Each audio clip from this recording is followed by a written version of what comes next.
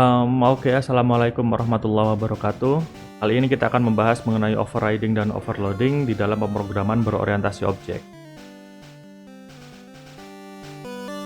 Ya, overriding merupakan sebuah keadaan satu keadaan di mana subclass berusaha memodifikasi tingkah laku atau metode yang diwarisi dari superkelasnya. Tujuannya adalah agar subclass itu memiliki tingkah laku yang lebih spesifik dibandingkan superclass. Bagaimana caranya? Caranya adalah dengan mendeklarasikan kembali metode milik parent class di dalam subclass. Ya, deklarasi metode pada subclass harus sama dengan yang terdapat di dalam superclassnya. Kesamaannya terletak di mana? Samaannya ada pada nama metode, return type, daftar parameter. Di sini yang dimaksud dengan daftar parameter itu adalah jumlah parameternya, tipe data dari parameternya, dan juga urutannya. Metode pada parent class, metode yang ada pada parent class itu disebut overridden method, metode yang di-override. Kemudian metode pada subclass disebut overriding method. Contohnya seperti ini ya, misal ada kelas employee, kemudian ada kelas manager, extend employee. Manager adalah subclass dari kelas employee. Di dalam kelas employee ada variabel name dan salary. Kemudian ada metode get detail, di mana return type-nya adalah string.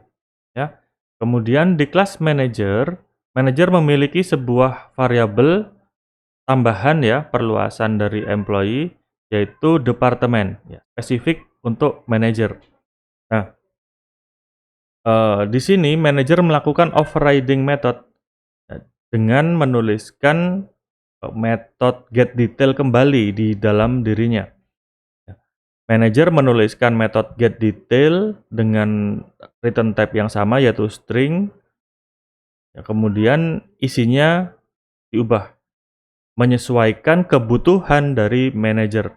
Jadi fungsi get detail ini sekarang spesifik dimiliki oleh manager. Seperti itu. Oke, aturannya seperti apa overriding itu? Mode akses atau modifier pada overriding method itu harus sama atau lebih luas daripada overridden method. Kalau overridden methodnya misal protected berarti overriding methodnya yang ada di subclass itu paling sempit adalah protected juga. Tidak boleh jadi private. Atau kalau dirubah menjadi public boleh, lebih luas. Kemudian subclass hanya boleh mengoverride metode superclass satu kali saja. Tidak boleh lebih dari satu metode pada kelas yang sama persis. Jika melakukan override itu hanya boleh satu kali di satu kelas. Jadi hanya boleh ada satu metode yang sama persis di dalam satu kelas. Kemudian overriding method tidak boleh throw check exception. Jika overridden methodnya metode yang ada di parent class-nya itu tidak melakukan throw check exception sebelumnya. Kecuali jika overridden methodnya dia sudah punya throw check exception, maka boleh dilakukan hal yang sama terhadap overriding methodnya. Oke, kemudian mengenai overloading. Jika overriding itu terjadi antara superclass dan subclass, jika itu adalah overriding, untuk overloading itu adalah suatu keadaan di mana beberapa metode sekaligus dapat mempunyai nama yang sama, akan tetapi mempunyai fungsionalitas yang berbeda tapi mirip. Caranya bagaimana? Dengan menuliskan kembali metode dengan nama yang sama pada satu kelas atau antara parent dan subclass-nya. Tujuannya apa? Tujuannya adalah memudahkan pengguna atau pemanggilan metode dengan fungsionalitas yang mirip. Kadang dalam suatu kelas kita membutuhkan fungsi-fungsi atau metode-metode yang memiliki kegunaan yang mirip, perbedaannya hanya sedikit, ya. Maka kita bisa melakukan dengan cara overloading ini, ya. Misal, eee, dalam sebuah kelas ada fungsi untuk menggambar, dituliskan dalam sebuah metode nantinya. Kelas itu bisa menggambar titik, bisa menggambar garis, segitiga, segi empat. Nah, ini mirip ya, sama-sama menggambar. Meskipun ada perbedaan ya, yang satu gambar titik, yang satu garis, segitiga, segi empat. Ya. Nah, karena itu mirip, kita bisa jadikan membuat metode dengan nama yang sama seharusnya. Jika kita menggunakan program terstruktur, pemrograman terstruktur, ya, kita harus menyelesaikan kasus di atas dengan cara membuat fungsi-fungsi untuk masing-masing gambar dengan nama yang harus berbeda dan melakukan tugas penggambaran masing-masing fungsi. Misal, untuk membangun titik, ya, fungsinya berarti titik dengan satu buah parameter yaitu int point, satu poin. Satu parameter titik untuk menggambar titik. Kemudian garis. Garis dia membutuhkan dua buah titik ya, int titik 1 dan titik 2. Parameter titik, dua titik untuk menggambar garis. Kemudian metode segitiga untuk menggambar segitiga yang memiliki 3 buah parameter. Kemudian untuk persegi 4 berarti ada 4 parameter untuk menggambar segi 4. Itu dalam pemrograman terstruktur. Tapi untuk pemrograman berorientasi objek, kita bisa melakukan yang lebih mudah, ya, dengan membuat metode dengan nama yang sama. Jadi saat menggunakan metode-metode ini, kita akan lebih mudah mengingat, lebih mudah menggunakan. Ya. Untuk menggambar titik itu adalah menggambar titik, entah menggambar garis ataupun segitiga ataupun segi empat, itu sama-sama menggambar. Jadi seharusnya metode itu sama, yaitu menggambar. Metode gambar. Perbedaannya adalah parameternya. Titik membutuhkan satu titik, untuk garis berarti dia butuh dua buah parameter, titik 1 dan titik 2. Untuk segitiga ada 3 buah parameter, titik 1, 2, dan 3. Untuk segi 4 berarti ada titik 1, 2, 3, dan 4. Kemudian hasilnya juga berbeda. Kalau titik ya hasilnya titik, kalau segi 4 maka terbentuk gambar segi 4. Seperti itu. Nah, seperti ini itu adalah overloading. Di dalam satu kelas yang sama, ada beberapa metode dengan nama yang sama. Gambar, gambar, gambar, gambar. Perbedaannya terletak pada daftar parameternya. Aturannya pada overloading ini, nama harus sama ya, pastinya nama metode harus sama.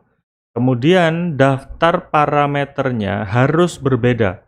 Tadi yang disebut dengan daftar parameter itu adalah jumlah parameternya, tipe parameternya, dan urutannya.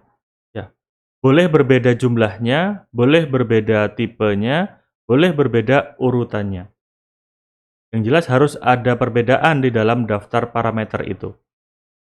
Kemudian untuk return type boleh sama, boleh berbeda. Oke, perbedaan daftar parameter bukan hanya terjadi pada perbedaan banyaknya parameter saja, tapi juga di urutan. Seperti yang saya jelaskan tadi. Misalnya, dua buah parameter berikut ini ya, function member, ada variabel int x dan string n. Kemudian dibuat metode yang kedua, di overload ya, function member juga, parameternya dibalik, string n dan int x. Itu sudah dianggap berbeda. Ya, jadi urutannya juga dianggap berbeda. Oke. Jadi itu tadi disebut sebagai signature method. Nah, signature method pada object oriented itu jumlah parameter yang ada pada metode dan tipe data parameternya. Jumlah, tipe data, dan urutan juga ya harusnya. Kemudian return type itu tidak termasuk signature. Jadi signature itu ada pada parameternya, parameter sebuah metode. Dia dianggap sama, metode itu dianggap sama jika daftar parameternya sama persis. Dia dianggap sama, seperti itu. Jika kita tidak dapat melakukan overloading, jadi kita tidak bisa melakukan overloading hanya dengan perbedaan return type saja. Harus ada perbedaan signature method, yaitu daftar parameter. Oke, ini contoh line overloading ya. Misal kita membuat fungsi print ln, ya, println. Di sini fungsi yang pertama, print yang pertama itu menggunakan parameter int nilai. Fungsi yang kedua menggunakan double luas. Fungsi yang ketiga menggunakan string nama. Yang keempat menggunakan string nama dan int nilai. Ya, itu sudah terjadi perbedaan antara tipe, entah itu tipenya, entah itu jumlahnya, entah itu urutannya. Itu sudah dianggap metode yang berbeda. Contoh lain, tadi kita sudah bahas mengenai gambar ya, metode gambar. Ini misalkan saya implementasikan di sebuah kelas yang bernama bentuk. Ya, di kelas bentuk ini dibuat metode gambar. Ada 4 metode. Metode gambar yang pertama membutuhkan satu buah parameter. Metode gambar yang kedua membutuhkan 2 parameter, 2 titik ya.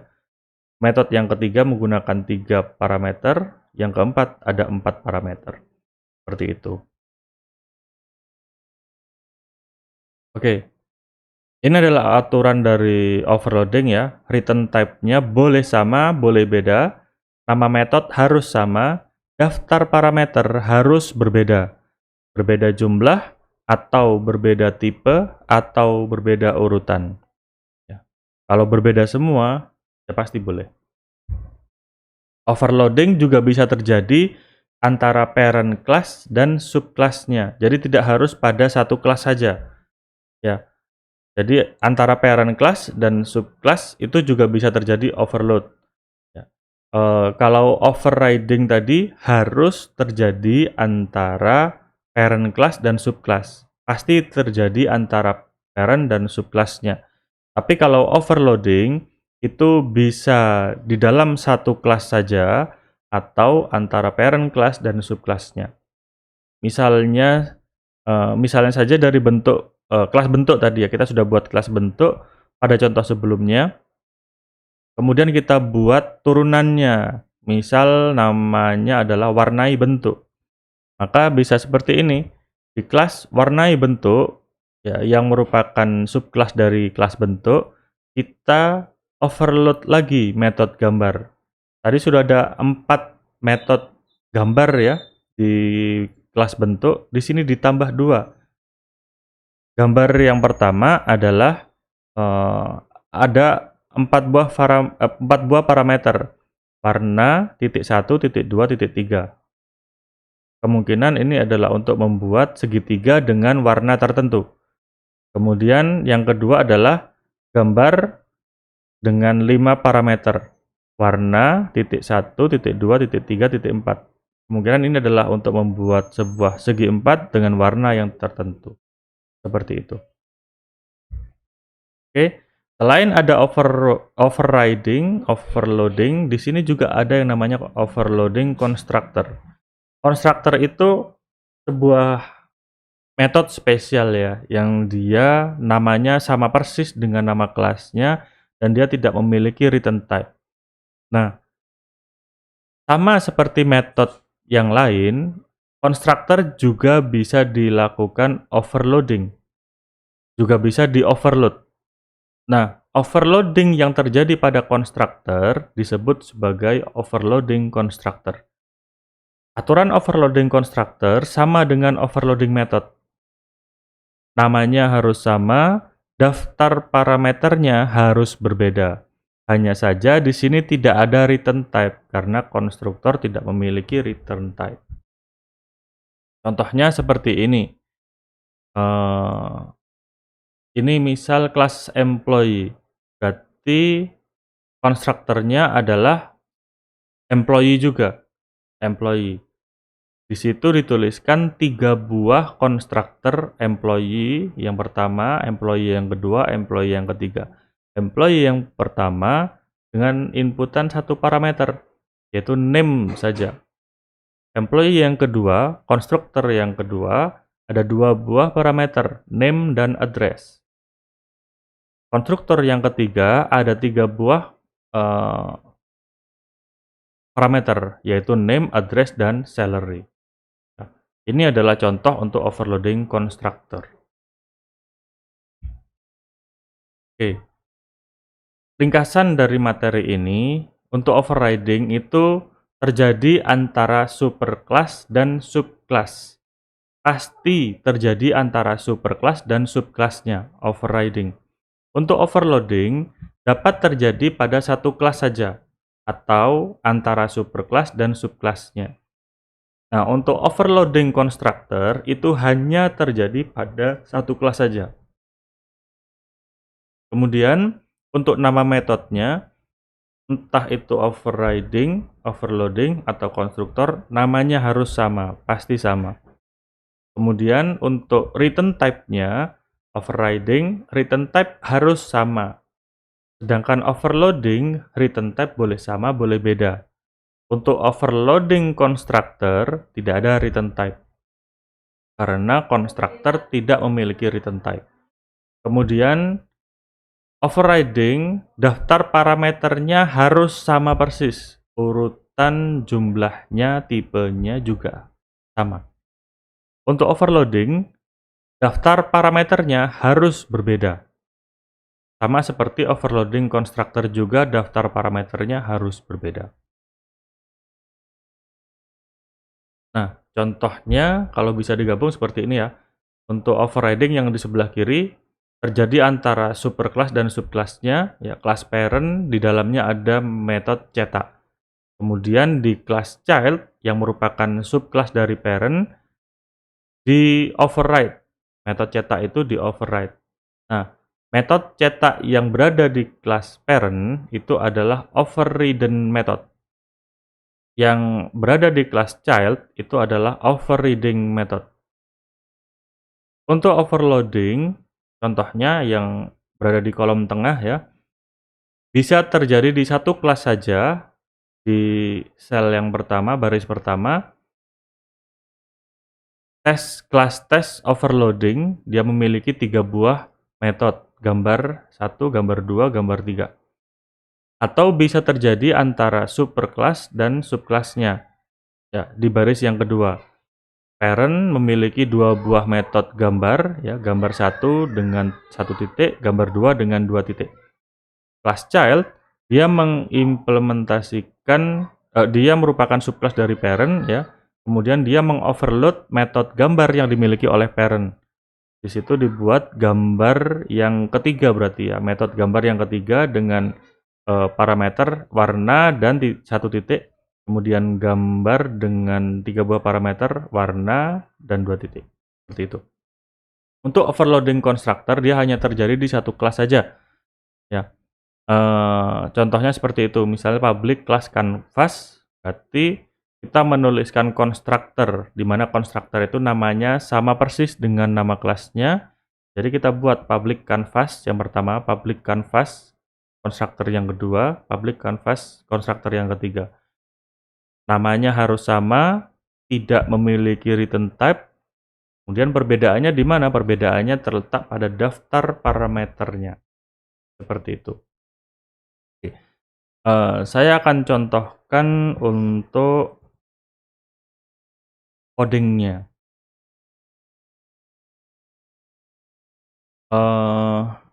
Misal saya buat di sini ya satu buah kelas, kelas gambar tadi ya.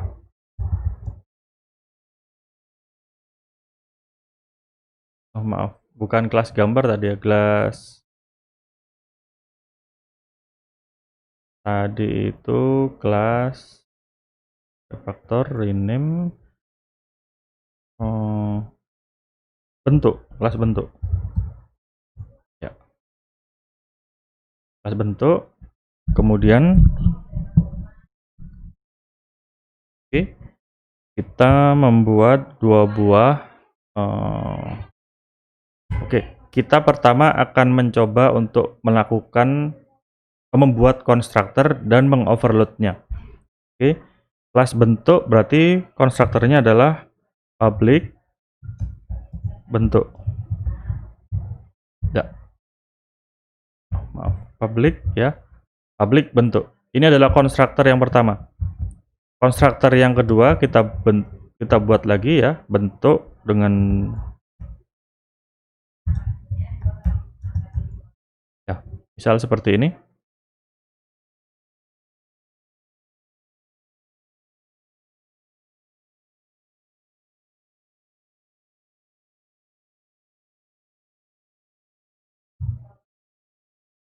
Ya, kita buat seperti itu. Kita buat lagi ya, bentuk dengan 3 buah parameter misalnya. Seperti ini.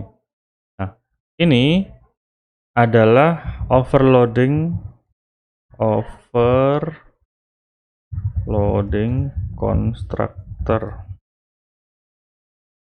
Ya, itu overloading constructor. Kemudian, nah sekarang kita coba untuk membuat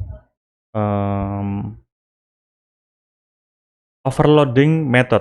Ya, overloading method. Kita punya public gambar. Ya. Gambar dengan satu buah titik ya, misalnya. Oh, maaf, ada return type mestinya public void gambar. Oke.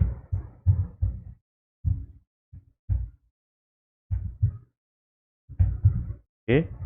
Nah, kita buat integer t2, kemudian di sini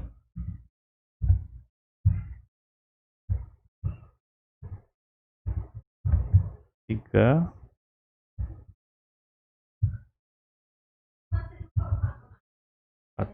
Nah, ini adalah overloading biasa, overloading method biasa. Ya,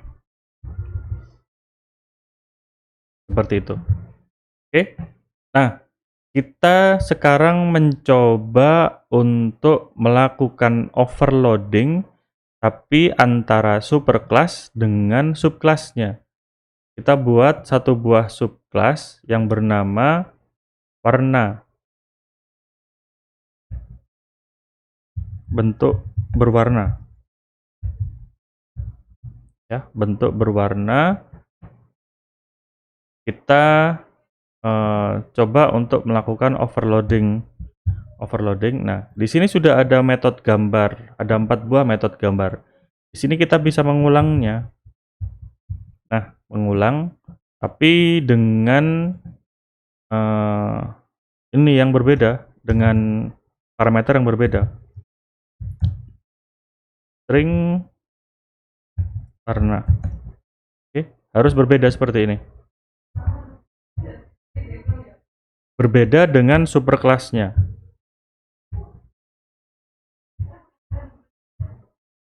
Nah, seperti ini. Ya. Di bentuk berwarna ada tambahan satu buah parameter. Ya, jadi sama seperti yang ada di bentuk, hanya saja metodenya ditambah. Ya, seperti ini. Tipenya berbeda, jumlahnya berbeda, urutannya juga berbeda.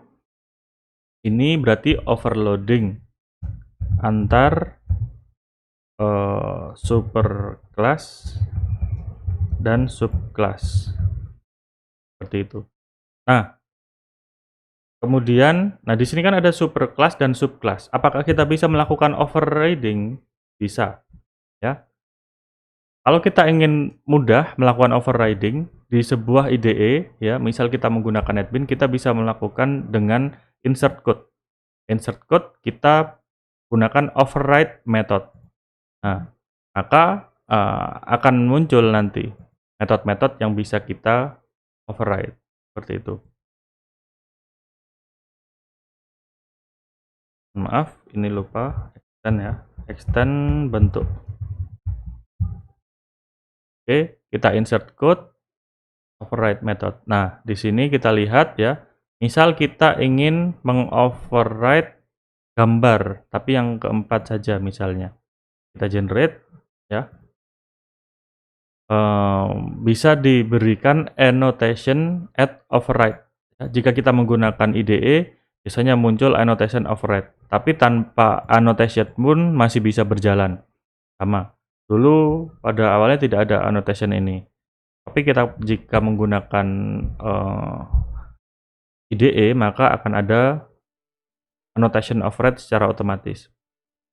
Nah, untuk override itu nama harus sama, return type harus sama, kemudian daftar parameter harus sama persis. Nah, perbedaannya ada di tubuh. Perbedaannya ada di body of method. Oke, seperti itu. Itu adalah override. Override yang ada di kelas bentuk berwarna itu adalah overriding method, yang berada di kelas bentuk ini yang keempat ya, itu adalah overridden method. Seperti itu. Ya. Mungkin seperti itu untuk materi overloading dan overriding. Kita akan lanjutkan di materi selanjutnya ya, kelanjutan dari overriding dan overloading ini kita akan bawa ke materi selanjutnya, yaitu polymorphism. Karena polymorphism ini terjadi karena adanya overriding dan overloading ini. Seperti itu. Oke, sekian penjelasan dari saya. Terima kasih. Assalamualaikum warahmatullahi wabarakatuh.